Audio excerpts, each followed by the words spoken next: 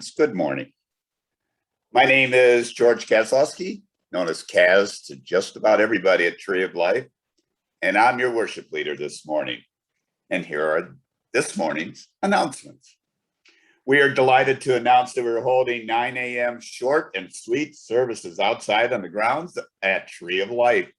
This morning we had about 20 people there on a picture-perfect day.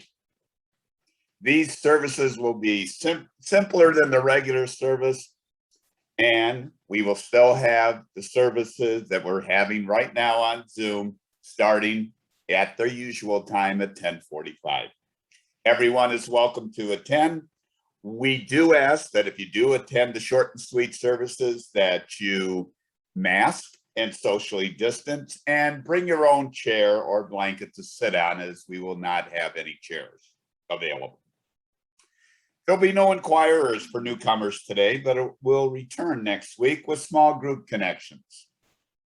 Come discover your next group of friends after that service. Join the men's group every Thursday morning at 8 a.m. in the Double Yolk Cafe on the Woodstock Square. We eat and talk until 9:30 or 10 o'clock. Attention, history buffs. There is a new way to donate to our Compassion for Campers program.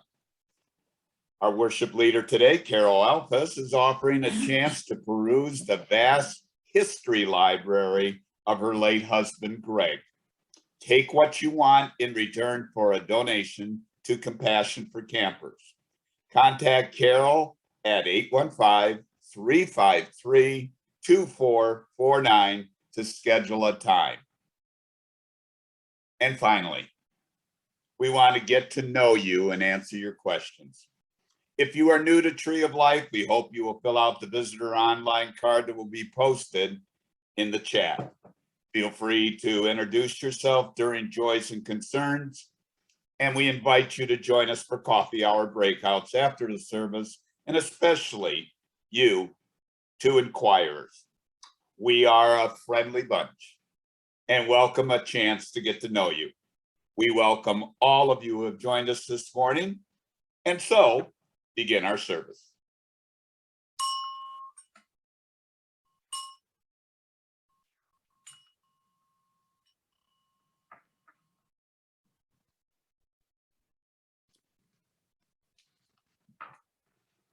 Once again, good morning. Welcome to Tree of Life Unitarian Universalist Congregation online service. We welcome back to our pulpit this morning our worship committee chairperson, Carol Alfus. Carol's sermon topic will be letting go. And now, our call to worship from Carol.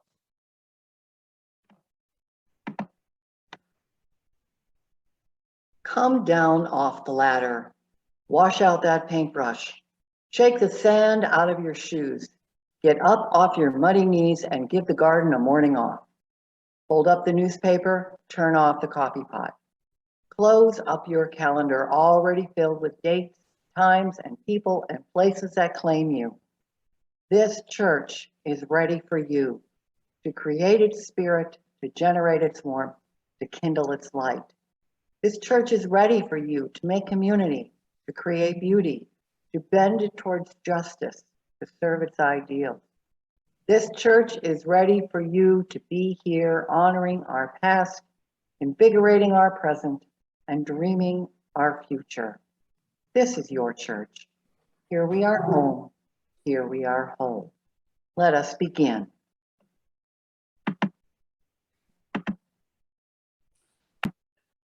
Lighting our chalice this morning will be Judy Ayres.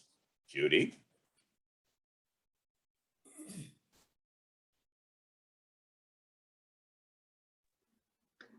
Good morning. When I was asked to light the chalice and was told the theme for the month, wisdom, I realized over my 81 years that I had acquired a wisdom very early in my life. When I look back, my first big piece of wisdom came from my mother. It was 1958. I was 18 years old. I was a military wife, and we had our first baby. My mother taught me 3 things about taking care of babies. Babies need schedules for naps and meals. Always hold your baby to feed them and never prop a bottle. Cribs are for sleeping only, and they learn that very fast. I've carried these motherhood points throughout my life, and I've passed them on to my children, parents of our grandchildren, and even parents of our great-grandchildren. 65 years later, they are still points I believe in, although the new parents today would probably disagree 100%. When I looked up the word wisdom, I love this definition. Wisdom, the quality of having experience, knowledge, and good judgment. The quality of being wise. I light my chalice for the wisdom, for family, adventures, and love.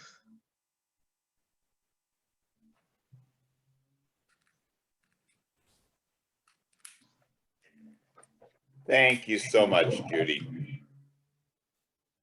Now, please join me in recalling our purpose. We journey as a family toward spiritual growth, freedom and faith, celebration of diversity, commitment to action, devotion to each other, the community, and the earth. Now we'll have a reading entitled She Let Go, read by our Colorado Tree of Life member, Lora Cantele. She let go.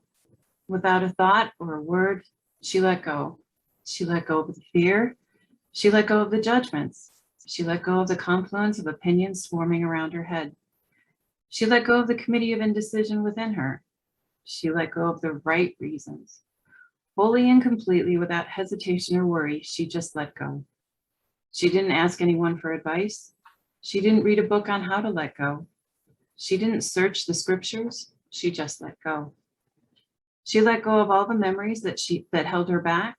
She let go of all the anxiety that kept her from moving forward. She let go of all the planning and calculations about how to do it just right. She didn't promise to let go. She didn't journal about it. She didn't write the projected date in her day timer. She made no public announcement, put no ad in the paper. She didn't check the weather report or read her daily horoscope. She just let go. She didn't analyze whether she should let go. She didn't call her friends to discuss the matter. She didn't do a 5-step spiritual mind treatment. She didn't call the prayer line. She didn't utter one word. She just let go. No one was around when it happened. There was no applause or congratulations. No one thanked her or praised her. No one noticed a thing. Like a leaf falling from a tree, she just let go. There was no effort. There was no struggle. It wasn't good and it wasn't bad. It was what it was. And it is just that. In the space of letting go, she let it all be. A smile came over her face. A light breeze blew through her, and the sun and the moon shone forevermore.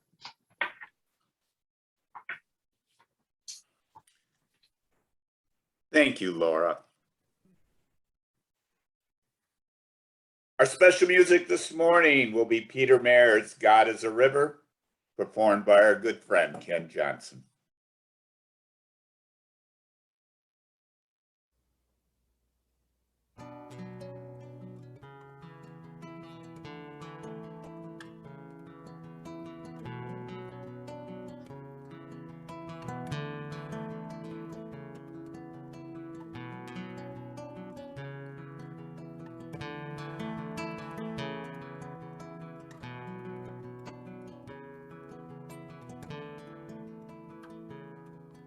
In the ever-shifting waters of the river of this life, I was sitting seeking comfort.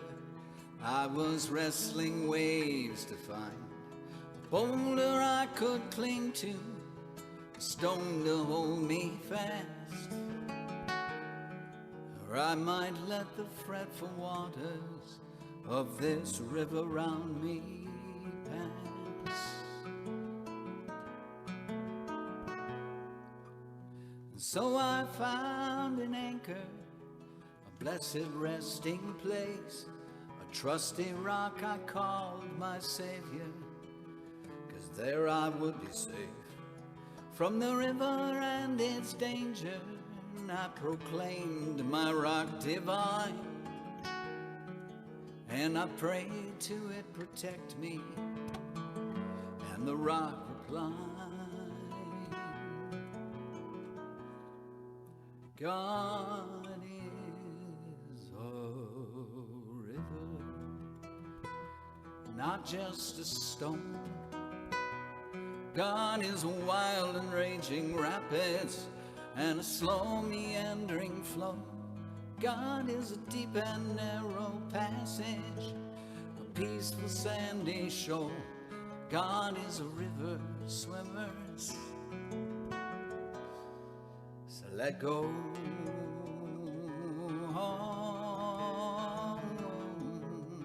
Let go.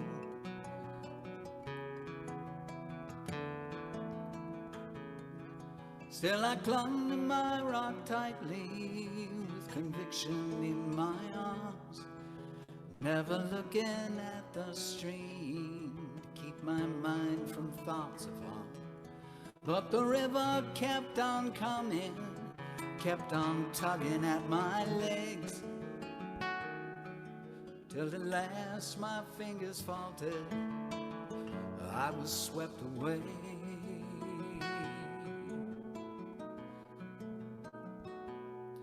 So I'm going with the flow now, these relentless twists and bends, acclimated to the motion and a sense of being led. But the river's like my body now, it carries me along through the ever-changing seas and by the rocks that sing this song. God is a river, not just a stone. God is a wild and raging rapids and a slow meandering flow. God is a deep and narrow passage, a peaceful sandy shore. God is a river swimmers, so let go. God is a river swimmers.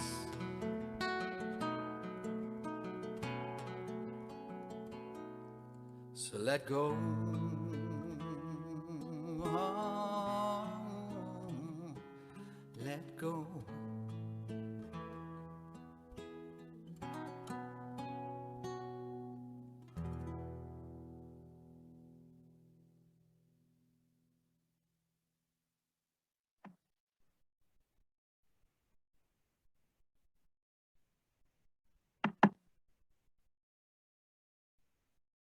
God is a river, not just a stone. God is a wild and raging rapid and a slow meandering flow. Ken Johnson could just have easily been singing Life is a River, couldn't he? Calm and placid one moment, wild and restless the next. And like the swimmer in the song, we don't like the ever-changing nature of that river of life, so we seek a rock, a solid place that we tell ourselves is safe. But you know, life happens, change happens. Sometimes change trickles into our lives slowly in little ways that hardly create a ripple in the general flow of things. And other times we are inundated by a deluge of change. And we have two choices. We can rail against it, cling to the safe and familiar, even if it weighs us down and threatens to pull us under. Or we can let go, float with the current, see where it takes us. While the choice seems obvious, intellectually, we would all choose floating over drowning, right? Everyone here knows it's not that easy. We have all clung to something that we no longer need or does us any good. Possessions, an idea, a belief, a grudge, regret. And for some reason, we aren't as confident or as trusting or as brave in the woman in Sapphire Rose's poem or the swimmer in Ken's song. Wouldn't we all love to release, to just let go of what is bothering us without any effort or struggle? You'd think letting go wouldn't be so hard for us. We have to do it so much in life. Anyone who has children knows that parenting is one long exercise in letting go. One day he's moving from the bottle to the sippy cup. You turn around and she's getting on the bus to kindergarten. And what seems like a year later, he's asking for the car keys. As parents, we walk a fine line as we raise our children. We want to provide them with roots so they feel grounded and loved and secure. At the same time, we want them to develop wings so they can explore, test their limits, and move on to lives of their own. So while there is some sadness when our children leave, it's often far outweighed by a sense of gratification, knowing that they can make their way in the world and we had some part in that. So how about letting go of judgment? Now, that's no small thing, especially when we all know the way things should be done. Several years ago, I went through the training to become a court-appointed special advocate for children in foster care. Over and over in our training, we were told we had to be non-judgmental in our observations of the children, whether they were in their foster home or their birth home. We were taught to look at a situation not from a needs perspective, but from a resources perspective. In other words, not what is lacking here, but what does this situation have to offer? I remember one exercise in particular. We were given a picture of a home. There was a woman sitting on the couch. She was wearing a robe. She was smoking a cigarette, watching TV. There was a baby on the floor wearing nothing but a diaper. There was a man coming through the door, and another child was approaching him. And the room itself was kind of a mess. There was clutter everywhere, on the coffee table, on the floor, on the kitchen counter. And so I thought that the assignment was going to be to identify all of the hazards in this scene. Instead, we were told to find 12 positive things about this picture. 12, I thought, no way. But then I began to pay attention to the resources. The TV was on. Well, that meant they had electricity. The little boy approaching the man had a smile. He looked glad to see him. The man coming in the door was carrying a lunchbox. Could we assume he was coming home from work? So, employment. And look, oh, there are books on that table amidst that clutter. Oh, and there's a bag of groceries on the counter, and I can see fresh fruit in the bag, and so on. And by the time our class got done listing all of the resources, we came up with over 40. And that is because we had been encouraged to let go of our judgment about how we thought this home should look. Kind of along the same lines with judgment is letting go of certainty. How many experiences, discoveries, opportunities do we miss because we are certain a particular path or direction is not worth pursuing? Author Tony Schwartz urges us, let go of certainty. The opposite isn't uncertainty, it's openness, curiosity, and a willingness to embrace paradox rather than choose up sides. Happily for all of us, many scientists, artists, and other innovators must have mastered the art of being comfortable with uncertainty.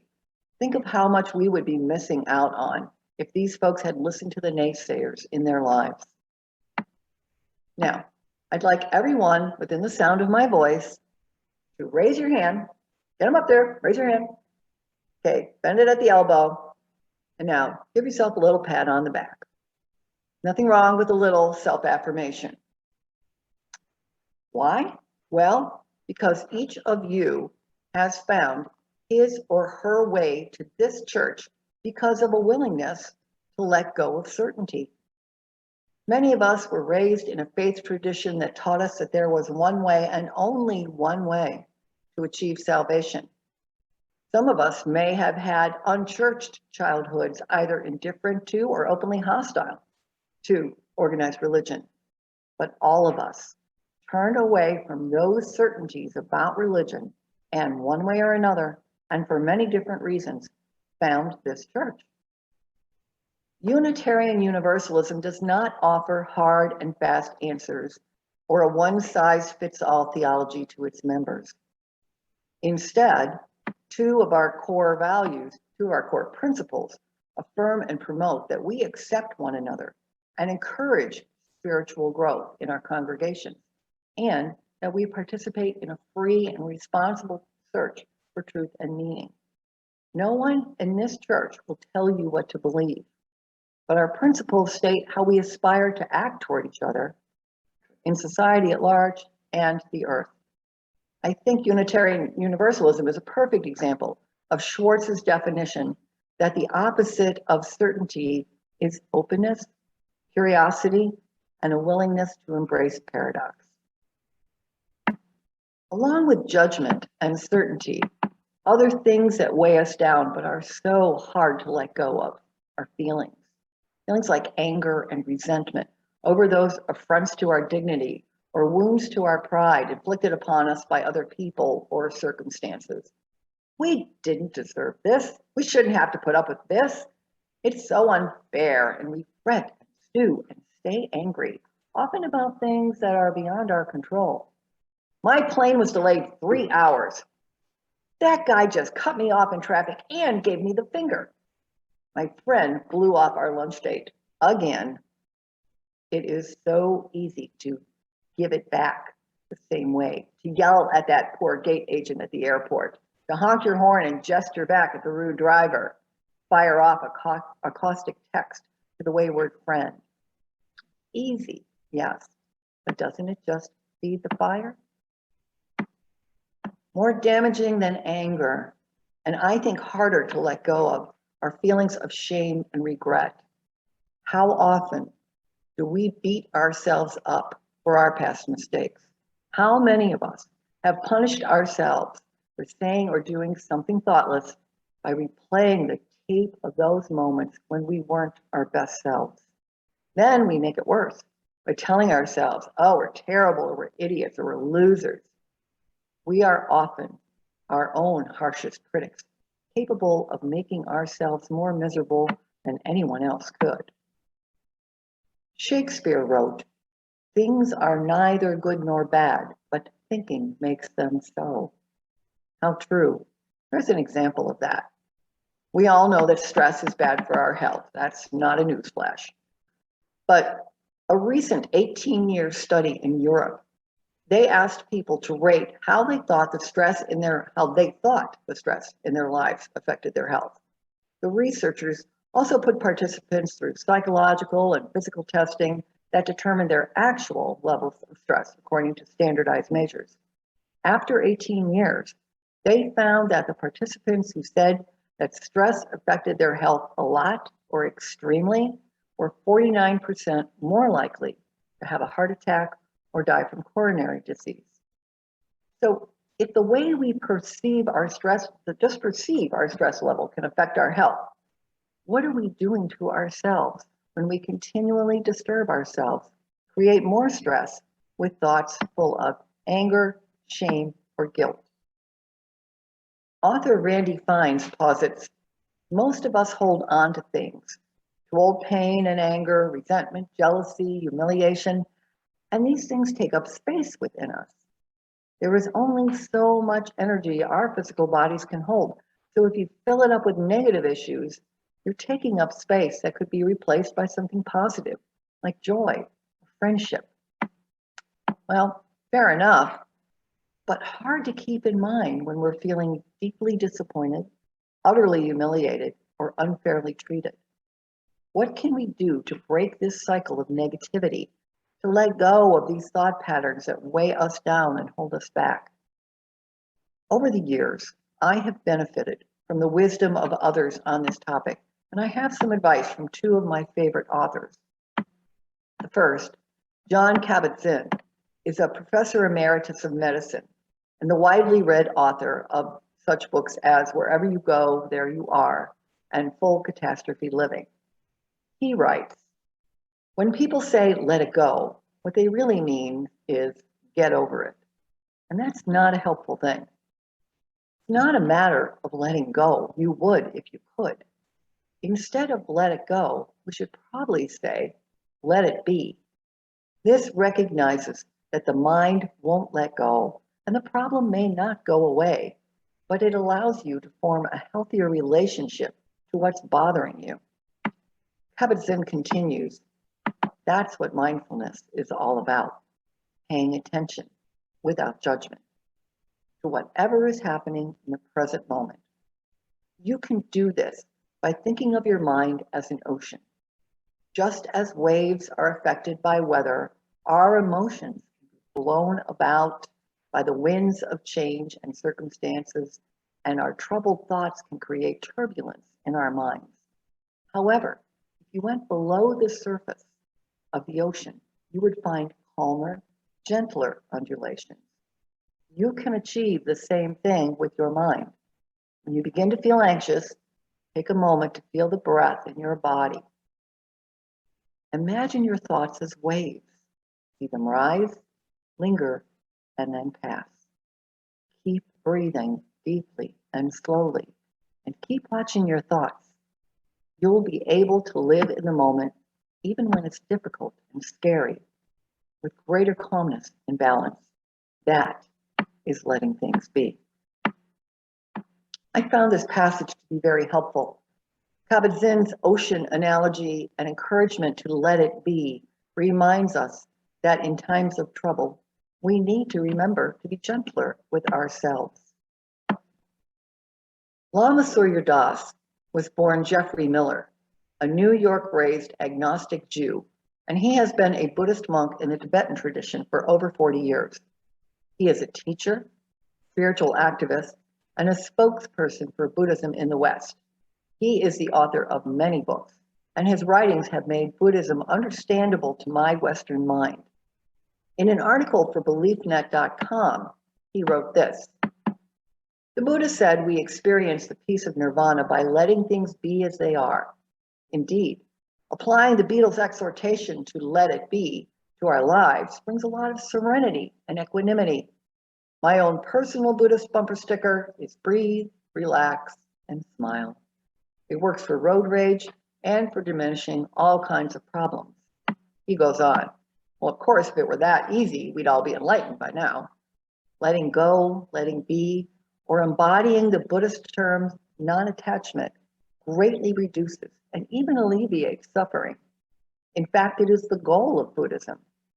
Buddha taught that the cause of suffering is craving and attachment. Therefore, letting go of our tight-fisted grasping is in our own self-interest. He uses this analogy that I really enjoy. He says, for me, attachment is like holding on tightly to something that is always slipping through my fingers. It just gives me rope burn. But letting go, non-attachment, relieves that constant painful irritation. The easiest way to work on letting go and letting be is to notice your tendency to want things to be different from what they are, and to practice giving up that strong preference. The third Chinese patriarch of Zen saying, the way is not difficult for those who have few preferences. Both of these teachers offer what I have come to think of as the now, here, this strategy. They both advise dealing with negative emotions, not by inviting the future and worrying about what might happen, or pursuing the past by replaying the highlight reel of my most embarrassing moments, but by focusing on this moment, now. Here, I can let frustration over what I think my life is lacking control my outlook, Or I can find joy in the resources I have right here. This breath, this space, this moment. I feel compelled to point out that neither of these men is recommending that we accept injustices and inequities such as racism and homelessness as the way things are. These and other social problems are in the realm of things that, while we can't control, we can certainly help change through activism, volunteering, donating our money, our time, our energy, or just being kinder and more compassionate ourselves. Lama Surya Das reminds us that we need to recognize how much of what happens to us in life is beyond our control. And not only is it beyond our control, if we allow it to continually disturb us, it's actually controlling us. The real work, he says, comes in noticing how we want things to be different than they are, how we would prefer that, and then, as he says, to practice giving up that strong preference. I must confess that I have a great deal of trouble applying this advice to my strong COVID-related preferences. Would I prefer that everyone who can safely get vaccinated do so? Of course. Would I prefer a safe vaccine dosage for children be approved sooner rather than later, so my granddaughter could go to first grade with her peers? You bet. Can I control any of that? No. So right now, the best I can do is let it be and try to be patient. It's not easy. I don't like it. But there it is. Health blogger Maria Hill writes, letting go means you are there for the world. Letting go is generous. It comes from a kinder place, a place of deeper regard for yourself and others. It comes from a place that is grounded in an appreciation for the challenges of life for all of us. So, if you find you are holding on to something, a grudge, regret, disappointment, and it's sapping your energy, giving you rope burn, keeping you from being present, I encourage you to acknowledge it. Recognize that it no longer serves you. Take a deep breath. Let it go. Let it be. Amen, and blessed be.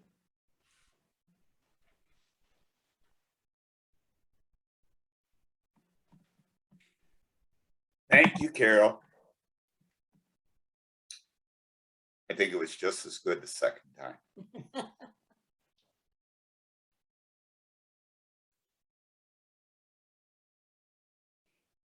Each week we take an offering that supports the work of this congregation in our lives, in our community, and in the world.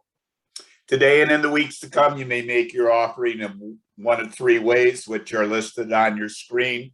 Texting to give, 815-332-0643, giving online at our Tree of Life Breeze address, or mailing a check to 5603 Bull Valley Road in McHenry.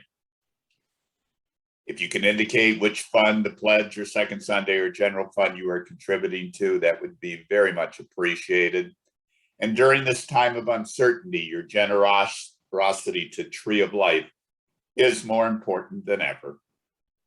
And as always, we give thanks for these gifts and for all the gifts you bring.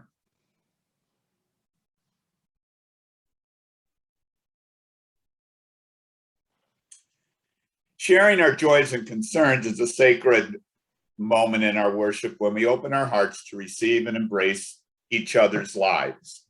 If there is something new in your personal life, an event or situation of joy or challenge that touches you, please feel invited to share this to help our community grow in connection. All announcements will appear in our newsletter unless there is a request to be withheld. If you do have something to share, click on either the Reactions tab or on the Participants tab at the bottom of the screen, and you will see a button that says Raise Your Hand. I will then call on you, and you can unmute yourself. Are there any joys and concerns? You can't see this one, but my wife is raising her hand, so I will let her speak. Good morning, everybody. I have a joy as well as a concern. We have 5 school-age grandchildren, and they are all going back to school. And 2 parents that are also in the school system.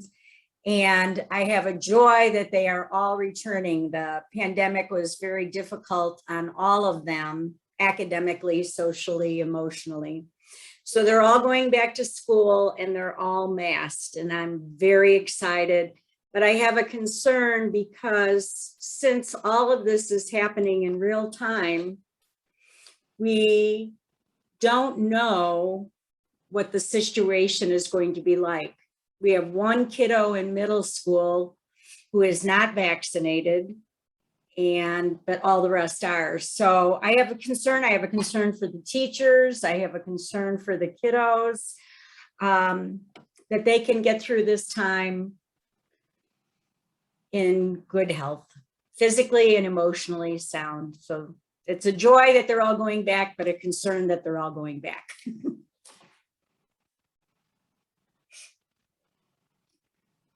I think any one of us with kids or grandkids can relate to that, Sue.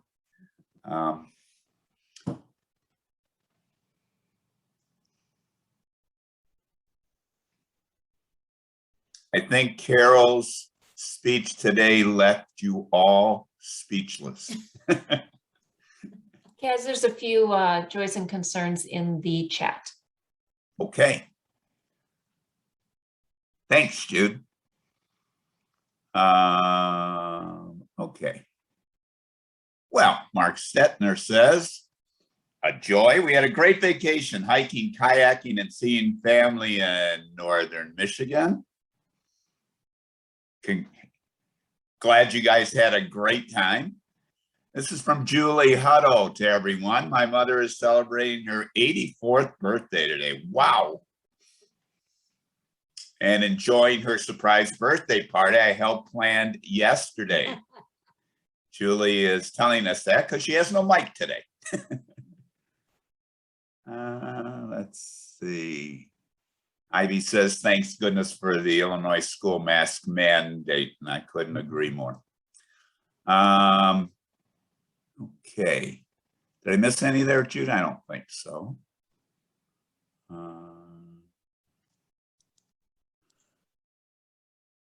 Sandra Bartholomew.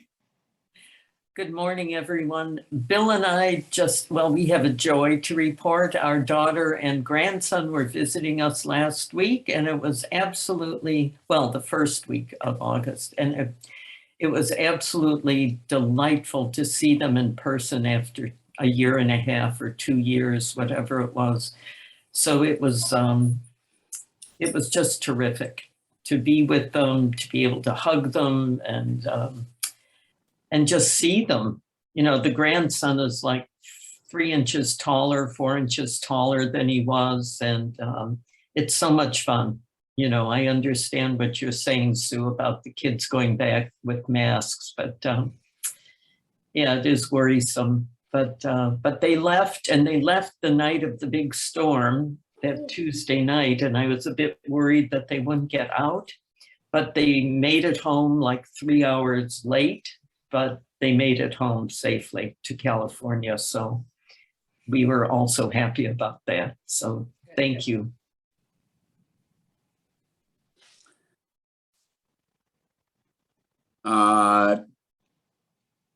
Thank you, Sandra. You are so right. It is so nice to see kids in person and hug them. And Ted Fun says, cousin's family had a death. Randall Abshire passed away of COVID-related complications in the past week. So sorry about that, Ted.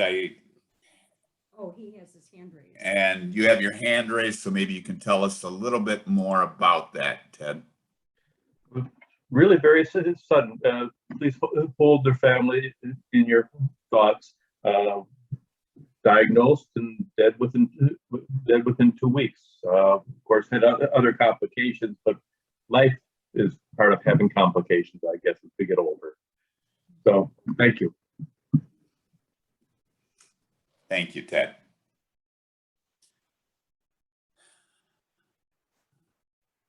That's it. I believe that's all.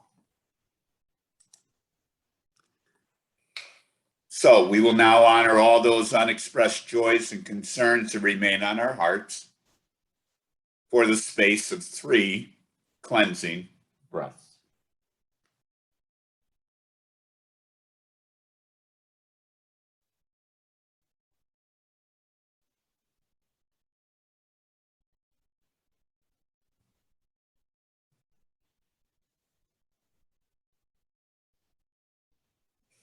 Amen.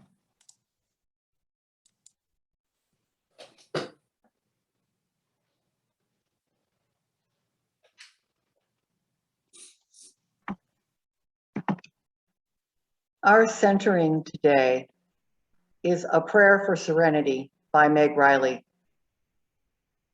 Grant me the serenity to accept the things I cannot change. So begins the Serenity Prayer, turned to by billions of people in billions of moments of need.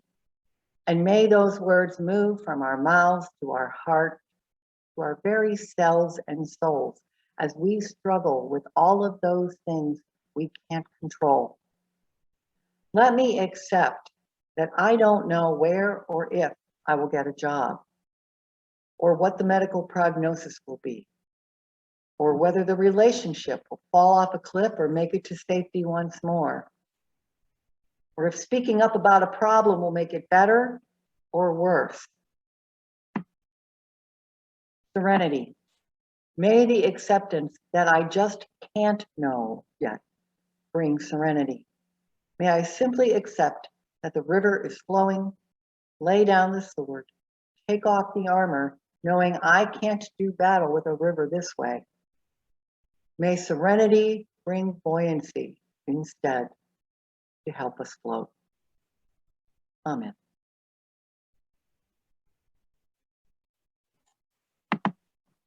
Thank you, Carol. Now let's sing together as Billy Sager plays Love Will Guide Us. The words will appear on the screen.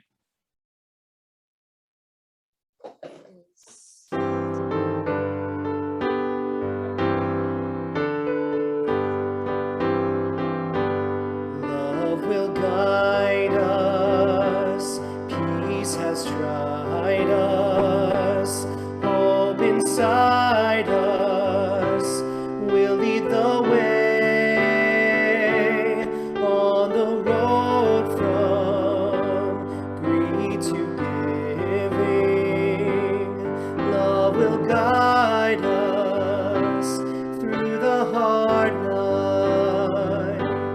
If you cannot sing like angels, if you cannot speak before thousands,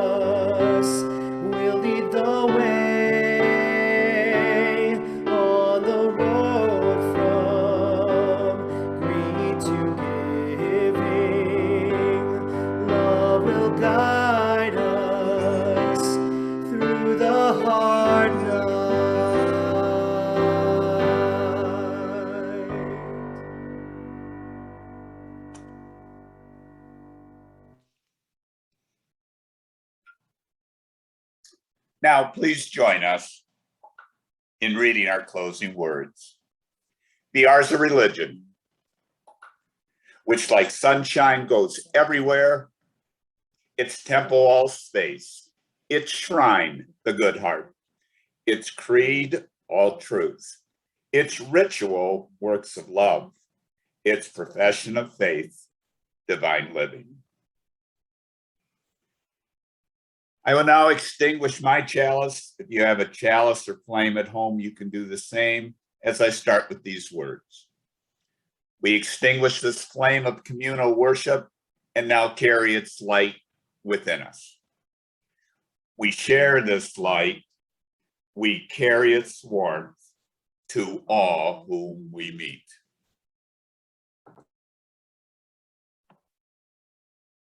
For all who see God, may God go with you.